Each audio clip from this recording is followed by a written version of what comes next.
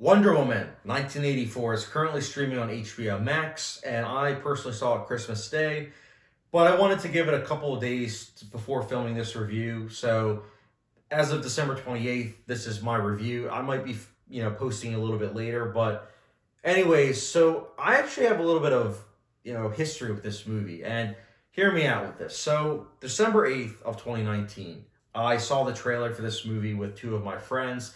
It was right after the first day of filming Incisor, my movie. So I'll never forget that. It was like, we just filmed, the first day, everything went really well.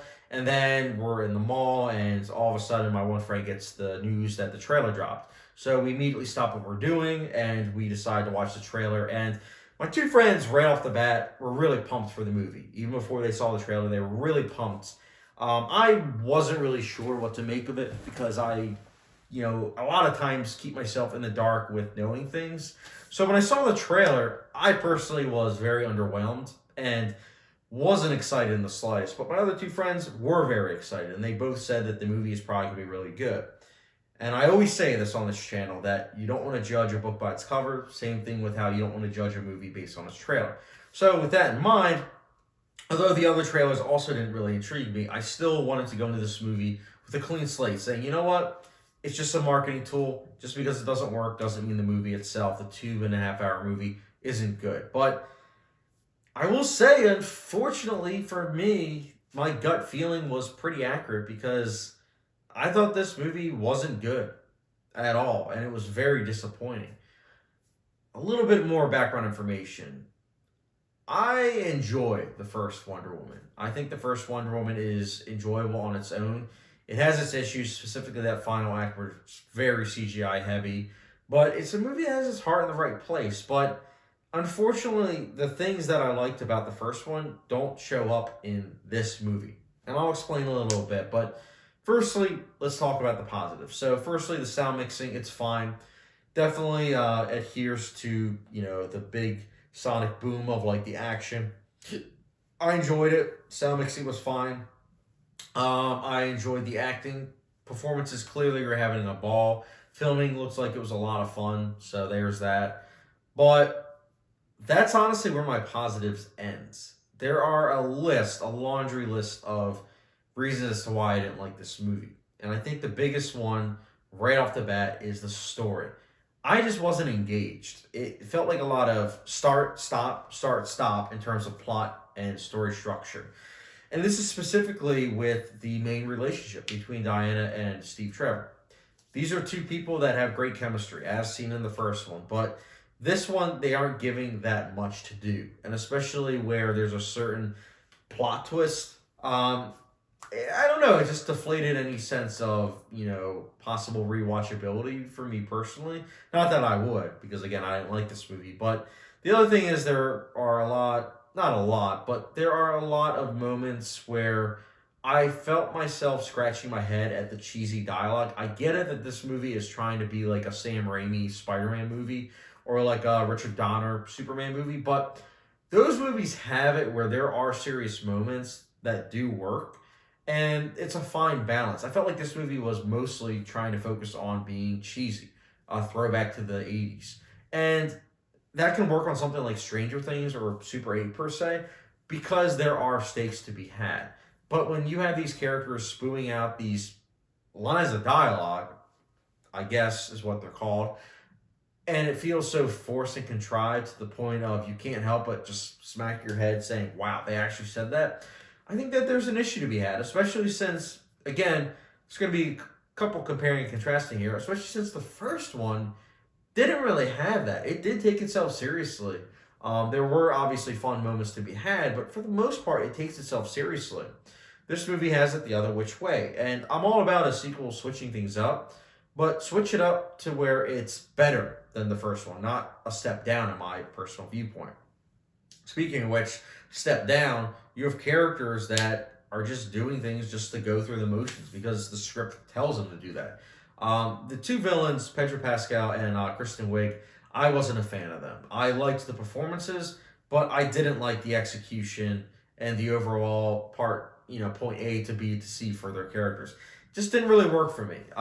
Kristen Wiig's character specifically reminds me of Jamie Foxx in Amazing Spider-Man 2. That's not something we want personally. And Pedro Pascal plays a typical businessman who, obviously has like a heart of gold by the end.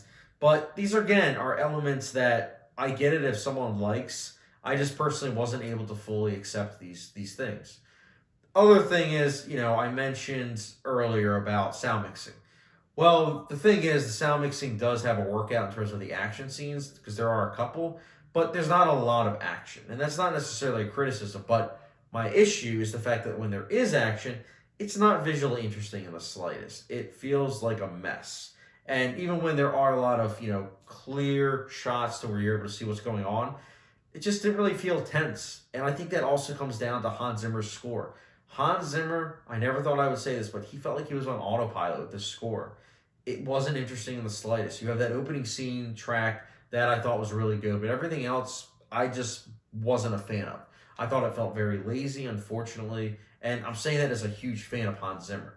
But the other thing that surprised me in terms of lazy is the fact that they use a main piece from the movie Sunshine, that Danny Boyle film, and that piece, I believe it's called Adiago, Seventh String or something like that.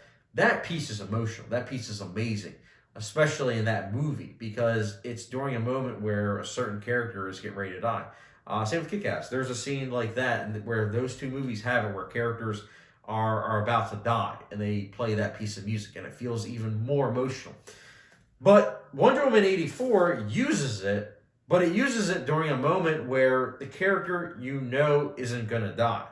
I'm not saying who it is, but there's a character that, is figuring things out while falling, essentially. And I don't know, it just felt very forced. I felt like Hans Zimmer could have done something else with it, or at least maybe the script and the directing could have been a bit different during that scene, because I love that piece, but I just didn't think it worked during that scene specifically. Other thing is, and this is something that's just kind of inherent, it's kind of like meshed into the movie itself, it's dealing with prequel-itis. This is a movie that takes place, 32 years before the events of Batman v Superman. So you really do have to wonder, with everything that goes on, how people don't really remember this. Again, not spoiling anything, but there's certain things that happen, you're like, how do people not remember this? Like, tell their kids, like, oh yeah, 1984, like, this happened. Like, it was crazy. Like, oh, I'll never forget that. Or just the fact that you never feel like the character's in danger. I feel like that's an important thing with, like, an action movie, and same with drama. I never once felt like these were characters that might die or might, be in somewhat of danger. That's an unfortunate thing to have in a movie like this. So, yeah, I didn't like... Oh, one other thing. I wanted to also mention the CGI. CGI was okay up until the third act. Third act is when I questioned as to why the CGI looks so bad. It's a surprise. They had months after the fact that it was supposed to be released. So I am surprised the fact that it just wasn't something that got fixed. That it wasn't something that got rendered to be more proper than just something that looks like from a video game. But all this being said, look, I get it if people like Wonder Woman 1984, and I'm fully expecting a lot of dislikes because that's what happened with my first Wonder Woman movie. I think that its heart's in the right place with what it's trying to get across, but I just think that overall, some of its parts, it just doesn't really mesh well for me. I wanted to like this. Truly, I did.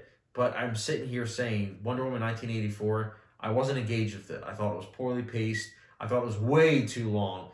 Way too long. It had mixed CGI that just didn't really work well for me. And then just character development that felt very forced. And in the end, Wonder Woman 1984, I'll personally be giving a 1.5 out of 5-star rating. So, yeah, doesn't get any hot sauce. But, yeah, guys, Wonder Woman 1984, very curious to hear your thoughts. Let me know in the comment section down below. And as always, hopefully subscription, notification bell, and I'll catch you guys later.